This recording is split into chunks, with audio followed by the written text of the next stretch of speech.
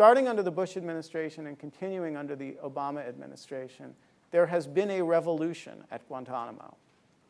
Guantanamo, while we were all talking about closing it, has turned into the exact sort of model facility that we talked about closing it in order to say we were going to create. So detainees at Guantanamo have access to counsel. They get to have their court cases, they get to file habeas cases to have an independent judge review their detentions. Those cases get reviewed all the way up to the Supreme Court of the United States. Journalists from all over the world visit and tour this facility. There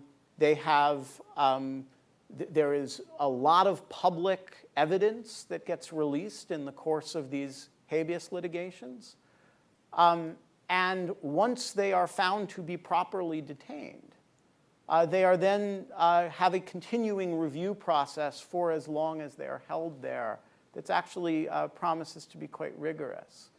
And nobody really talks about this very much because we're all talking about how we should be closing it. And the question is, what are you closing it in order to do? Closing it in order to rebuild it somewhere else with presumably the same set of procedures that we now have there. And so what I think is that, the president acknowledging that he is in fact not closing Guantanamo should rather embrace it and should say, look, I wanted to close this, but there is a coordinate branch of government that doesn't let me do that. And so what we've done is we've turned it from the thing that we objected to to the thing that we aspired for the circumstances of detention to be.